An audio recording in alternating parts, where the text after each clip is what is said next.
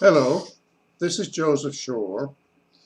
I want to speak with you again about the death of opera as an art form. I already gave one or two videos on this, but I wanted to expand a little bit this time because it's not only you and I who have been talking about this, but major critics, major observers in the art form, and major observers in society. For example, the excellent music critic Peter G. Davis started interest in dissecting these problems way back in 1980. And he did so in the Holy New York Times, the Sunday edition, back in April 20th, 1980. And I'm going to read a little bit of some of his very wise observations. He says, "Where are the new Caruzos and Poncels? Is it simply that extraordinary vocal power is a rarity of nature and that a Caruso comes to us only once in a century? No, say numerous impresarios, managers, voice teachers, coaches, and administrators of organizations that assist budding musical talent. Potentially great voices are reasonably common, they say, but conditions in the music world today are not conducive to their recognition and development.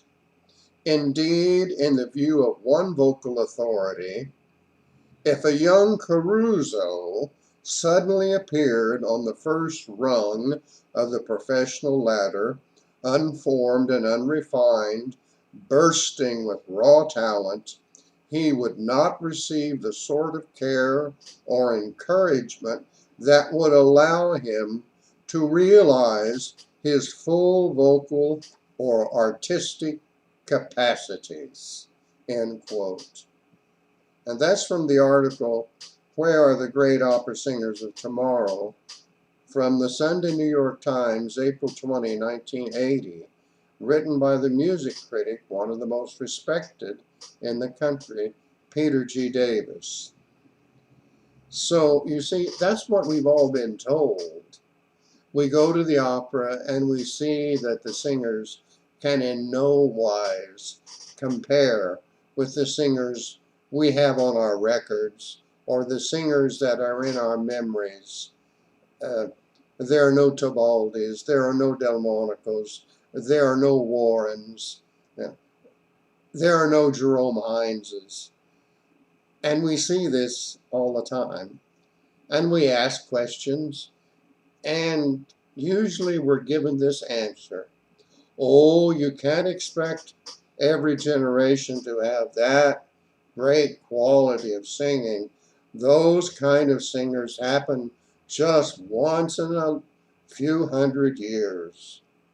And that's what Peter Davis and many other people are saying is a lie. It's not true. What did he say?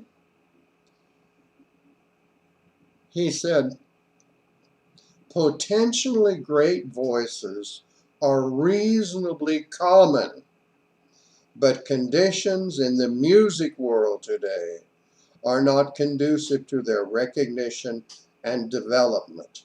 Indeed, in the view of one vocal authority, if a young Caruso appeared on the first rung of the professional ladder, unformed and unrefined, bursting with raw talent, he would not receive the sort of care or encouragement that would allow him to realize his full vocal or artistic capacities."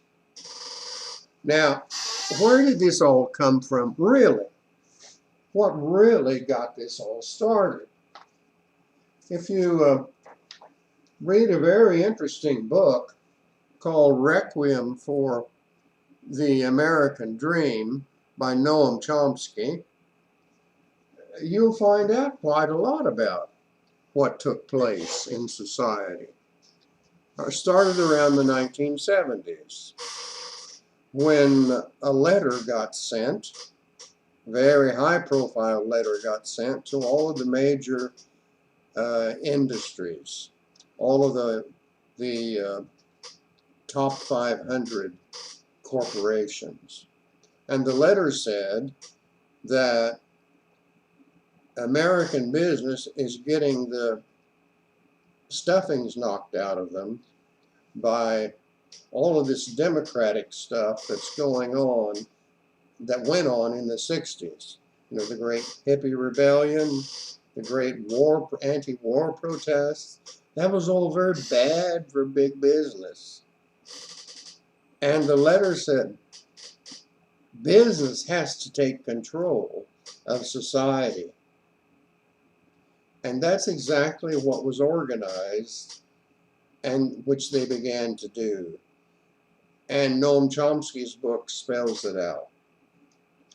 This anti-intellectualism, this anti-art, was all a ploy of what Chomsky calls the 10 principles of concentration of wealth and power.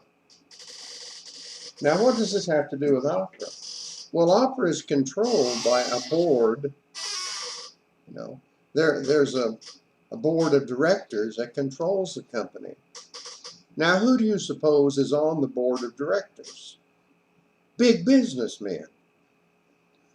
Who is on the board of directors of the Metropolitan Opera?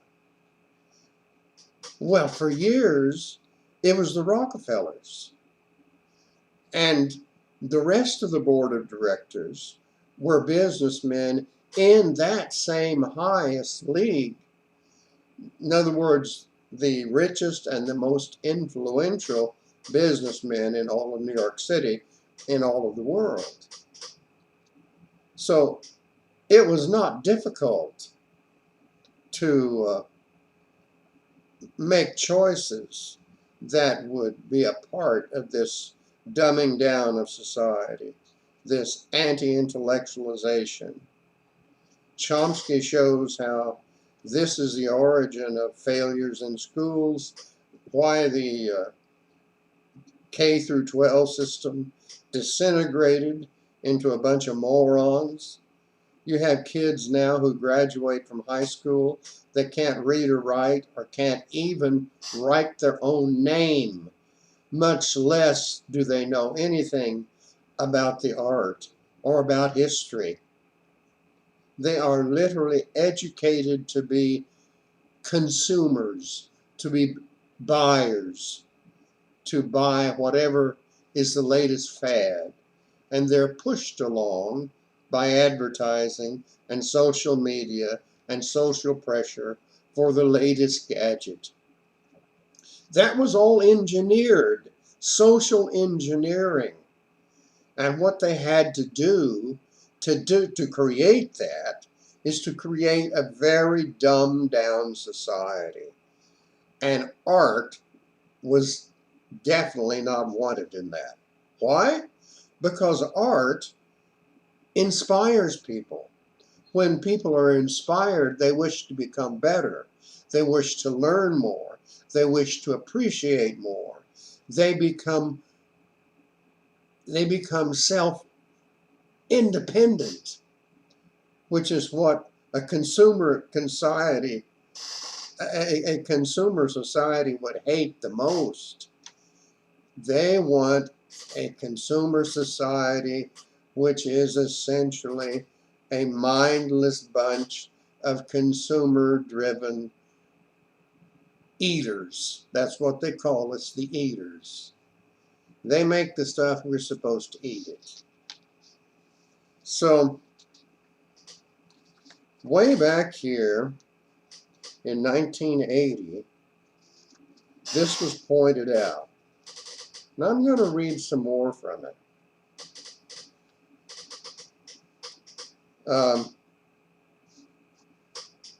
He says, what the opera profession thinks it wants in this time of rapid regional expansion is a certain type of mechanically facile young performer, a quick, steady, and top reader, obediently flexible in rehearsal, whose singing is neat and unthreatening, and who can be described with the oft-heard phrase, attractive, moves well, excellent diction. But we cannot care about or believe in a note they sing or a word they say for much the same reasons that in life we often do not believe or trust persons whose preoccupation is with being attractive, moving well, and possessing excellent diction. He goes on, the profession gobbles up such performers.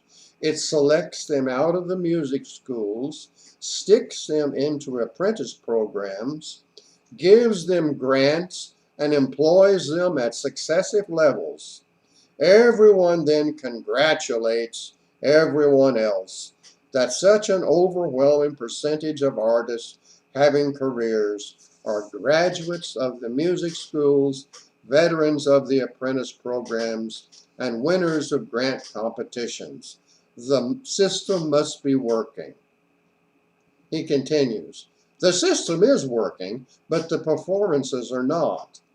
Farther along the line, even the profession picks up a whiff of something rotten as it observes that none of these promising performers can begin to meet the challenges of the great roles of the standard repertoire in large houses, because the goals of our training are not right to start with, and because the education system and the lower rungs of the profession are not congenial to the bigger mistakes, the more abrasive temperaments of the truly dramatic artist.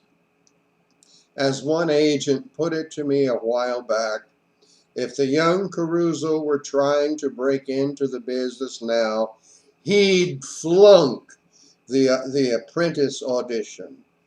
And can you really imagine Chaliapin at Indiana or Santa Fe? End quote. From the New York Times article, Where Are the Great Singers of Tomorrow, April 20th, 1980.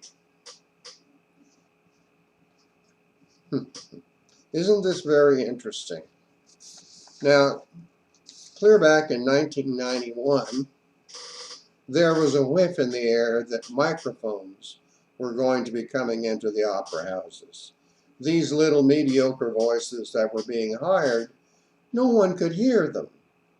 And so instead of hiring great artists with great voices, they wanted to persist in their idea of ensemble opera. Ensemble opera was their name for this dumbed-down opera, which did not require great voices. And in the communist ideal of the ensemble opera, every singer is to match every other singer, and no singer is to stick out over any other singer. And they're all supposed to be obediently flexible to the stage director, who's the real star now. So if the stage director says, stand on your head and sing the opera, you're supposed to do that. If he asks you to take off all your clothes and sing Germont naked, you're supposed to do that. And there have been plenty of instances of this stuff. But clear back in 1991, Marilyn Horne saw the microphones that were coming. And she said this, the microphones are coming. It's just a matter of time before the older generation, that's us, that understands what a disaster microphones would be, is safely out of the way. And when the microphones come, that'll be the ending. That'll be the beginning of the end. Who will really learn to sing? There won't be any need to. The same thing will happen to opera that we have seen happen to Broadway. That would have been in the 80s. When I was young, there were any number of well-produced, attractive voices in musicals. Today, in 1991, you have George Hearn, maybe one or two others, and that's it. There is no market for a good sound. Well, today there's not even those, two or three. There is no market for a good sound. Why? Because they didn't want good voices. Good voices inspire people. And inspired people are dangerous. They think, they have discrimination. They even know which products they want to buy and which ones they don't want to buy.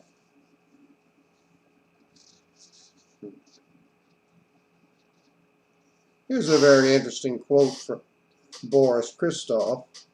He saw this coming very early. He said, take this very expensive competition I'm involved with here in Paris, with young people from all over the world. They have to sing Ravel and Poulenc, no Verdi or Puccini, with the exception of two very fine black Americans in these 3 days. I haven't heard one timbre that impressed me. Does this depend on faulty teaching, or has the idea of personality gone so that all of these voices sound alike?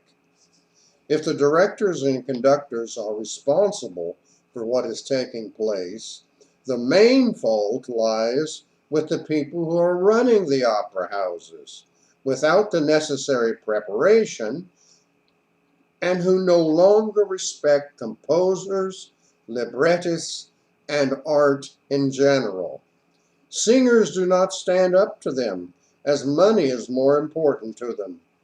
To please von Karajan, at one time I even went so far as to accept to sing Ramfis for him, a part for which I had no sympathy. The soprano was a beautiful black woman, but I could not hear her. I asked the conductor, von Karajan, how we could reach opening night with an inaudible protagonist. And do you know what he replied? She looks the part, so we shall just have to forget the rest. He says, a view I could not share.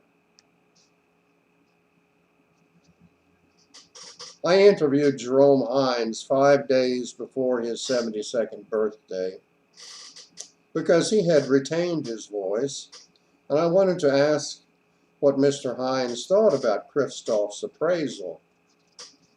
Mr. Hines put it very succinctly. He said, let me put it this way. I won't try to imitate his voice, but I had to do that.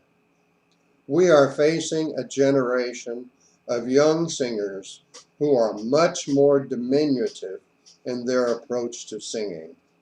I will sing King Mark with a Tristan who I feel should be doing Almaviva. I asked Mr. Hines, can you describe the difference in the way singers sounded when you were coming into the business 50 years ago and how they sound now? Mr. Hines responded, yes, when I came to the Met, I'll stop doing that now, Robert Merrill and Leonard Warren sounded more like basses than most of the basses you hear today. Take Lawrence Tibbett. He had a big world-class sound. It was a richer, heavier far by sound than, it was a richer, heavier sound by far than what you hear from a baritone today. Isn't that interesting? Isn't that interesting? That it's not the fact that only great voices show up once every century or two or three. It's the fact we've been sold that bill of goods in a planted, intentional coup to change the nature of opera, as well as change the nature of education. An anti-intellectual program conducted by the leading corporations in the world. an anti-art campaign conducted by the same people. You don't have to believe me. You don't have to believe the New York Times. You don't have to believe Peter Davis, the great critic. You can read it all in Noam Chomsky's book, Requiem for the American Dream. It's also been a requiem for opera as we knew and loved it. John Vickers came here to Vancouver a few years after he had retired. He came here and he received an honorary doctor's degree because he actually had attended the University of British Columbia, where I taught many years ago. And so the university gave him an honorary degree. And the head of our faculty had lunch with him and asked him, "You still have your voice, people tell me. Why did you retire from opera so soon when you could still sing?" And he told our director, he said, opera had moved so far in the direction of just entertaining an audience that I didn't think I had any place in it anymore. And the director was not competent enough to understand what he had been told. He told me later he thought, "Oh, I just thought it was an old man with sour grapes." You can see what a moron that he was. Vickers was explaining that opera has never been great entertainment and was never constructed that way. If you want entertainment, you'd better go to Broadway, or even that now you won't find very entertaining. But it used to be you can go to Broadway. Maybe you could find a funny play on Broadway if you want entertainment. Oh, or you could stay at home and watch TV if you want entertainment. Opera had always been a part of music which was composed to inspire people, to elevate people, to raise people up. In Vickers' own words, he sang to inspire an audience to ask for themselves the great questions of life. What is truth? What is beauty? And he says, the artist cannot give the answer to those questions, but the artist is very good at bringing those questions up to the general audience, to mankind, through his art. He said, it might be worth my singing an opera if I could only inspire maybe one or two in the audience.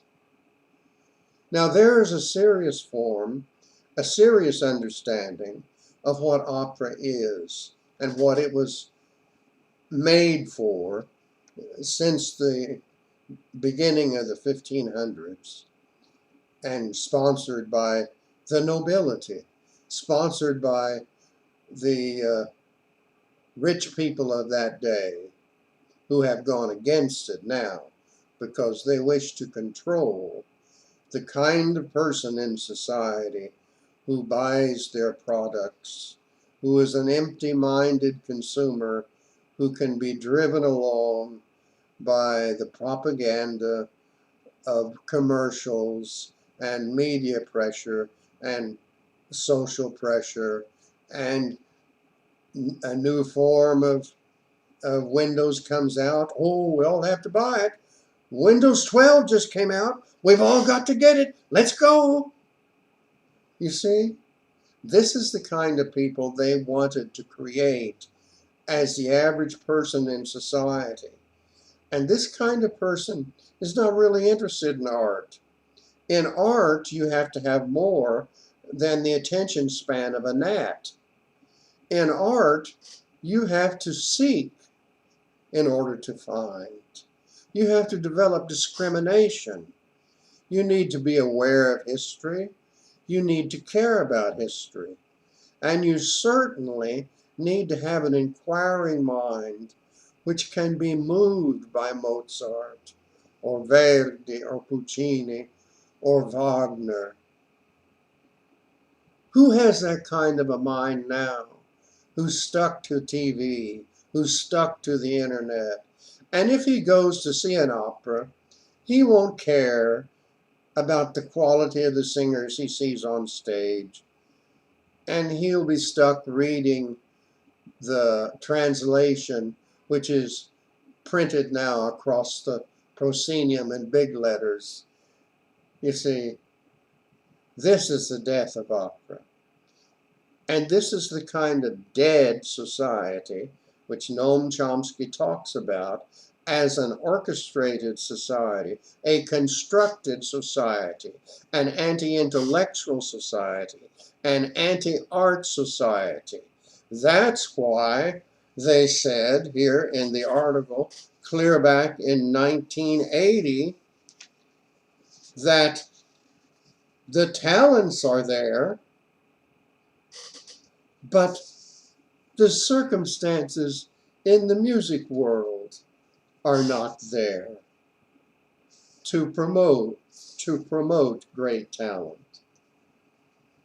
And that is the reason why they're not there. They're not sought for. They're discouraged if they're found. No market for a good voice today, Marilyn Horne said.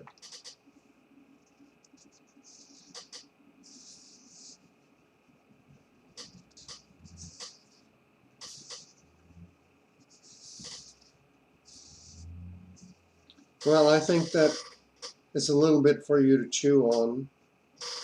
And maybe you ought to go back to your records of Tebaldi and Delmonico and Siepi, Tozzi, Heinz, Christoph, Di Stefano, Bergonzi, and listen to great singing for a while. And recall in your mind what it is. And maybe you can even relax a little bit and see how those great singers inspired you, even when listening to them on a record. And if you can do that, if you can remember, then we may be able to survive this era in history, come out on the other side of it, and create a new renaissance of value. There is at least that possibility. Thank you for listening.